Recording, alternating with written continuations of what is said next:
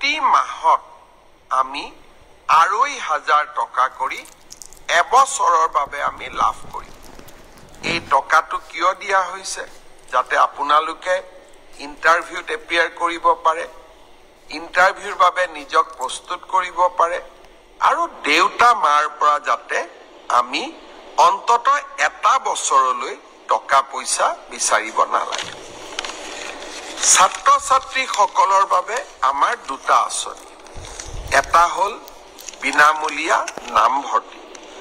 অহা ২৮ তাৰিখে মই অসমৰ কলেজসমূহৰ অধ্যক্ষসকলৰ সৈতে বা ২৯ তাৰিখে মই অধ্যক্ষসকলৰ সৈতে এখন ভিডিঅ' কনফাৰেন্স কৰিম। লক্ষ্য, এইবাৰ মই তেওঁলোকক নিজে স্পষ্টভাৱে ক'ম যে যি পৰিয়ালৰ ঘৰত ৰেচন কাৰ্ড আছে তেওঁলোকক আমি কলেজ, ইউনিভাৰ্চিটি আমি বিনামূলীয়া নামভৰ্তি কৰিম। কোনো স্পৰ্টছৰ বাবেও ফিজ নলওঁ, মেগাজিনৰ বাবেও ফিজ নলওঁ, আমি একোৱেই ফিজ নলওঁ। তেওঁলোকক আমি পোনছাতে বিনামূলীয়া নামভৰ্তি কৰাৰ সুবিধা দিম। দুই এজনে প্ৰশ্ন কৰিছে যে মই দুখীয়া মানুহ, মোৰ ঘৰত ৰেচন কাৰ্ড নাই, মই বিনামূলীয়া নামভৰ্তি নাপাম নেকি? আপোনালোকে বিনামূলীয়া নামভৰ্তিৰ সুবিধা লাভ কৰিব, কিন্তু তাৰ বাবে আপোনালোকক এখন ইনকাম চাৰ্টিফিকেট লাগিব। কিন্তু যাৰ ৰেচন কাৰ্ড আছে, ৰেচন কাৰ্ডখনে ইনকাম চাৰ্টিফিকেট। তেওঁক আৰু অতিৰিক্তকৈ কোনো বেলেগ প্ৰমাণৰ প্ৰয়োজন নাই। তেওঁলোকে পোনে পোনে কলেজত বিনামূলীয়া নামভৰ্তি কৰিব পাৰিব। শ্ৰদ্ধাৰ ৰাইজ, নিযুত মইনা আঁচনি মোৰ আটাইতকৈ ভাল লগা এখন আঁচনি। অসমৰ মোৰ ছোৱালী ভাগিনসকলৰ বাবে, ভাগিনীসকলৰ বাবে আমি নিযুত মইনা আঁচনি আৰম্ভ কৰিছিলোঁ। যোৱাবাৰ প্ৰথম বৰ্ষত আমি নিযুত মইনা আঁচনি আগবঢ়ালোঁ। আপোনালোকে সকলোৱে জানে যে এই আঁচনি আমি বছৰত 10 মাহৰ বাবে এই আঁচনিৰ টকা আমি লাভ কৰোঁ। এতিয়া 10 মাহ সম্পূৰ্ণ হ'ব, কিন্তু দ্বিতীয় বছৰতো আমি নিযুত মইনাৰ আঁচনি পাম। দ্বিতীয় বছৰৰ কাৰণে আমি ইতিমধ্যে আপোনালোকৰ প্ৰপত্ৰসমূহ আমি সাজু কৰি উলিয়াইছোঁ।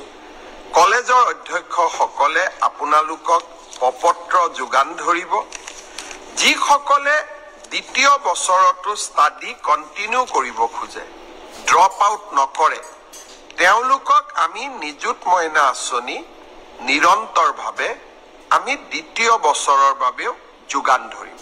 অৰ্থাৎ ফাৰ্ষ্ট ইয়াৰত আমি পালোঁ বা পাই আছোঁ, এতিয়া আমি ছেকেণ্ড ইয়াৰতো পাম। এইবাৰ আমি আঁচনিখনত দুই এটা পৰিৱৰ্তন আনিছোঁ।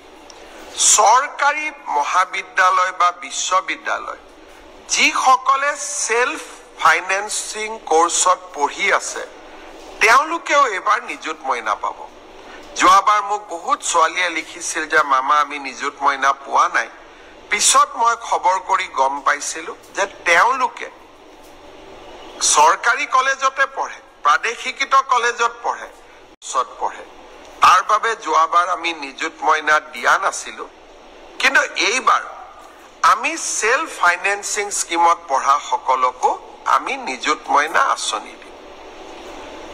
প্ৰশ্ন হ'ব, প্ৰথমৰ পৰা দ্বিতীয় বৰ্ষত পোৱা সকলে নিযুত মইনা পালে, প্ৰথম বৰ্ষৰ সকলে নিযুত মইনা পাবনে নাই? আপোনালোকে চিন্তা নকৰিব। নামভৰ্তি কৰাৰ লগে লগে আপোনালোকে নিযুত মইনাৰ প্ৰপত্ৰ পাব, আৰু নিযুত মইনাৰ প্ৰপত্ৰ পূৰণ কৰাৰ লগে লগে ক্লাছ 11 ডিগ্ৰী ফাৰ্ষ্ট ইয়াৰ আৰু পোষ্ট গ্ৰেজুৱেট ফাৰ্ষ্ট ইয়াৰত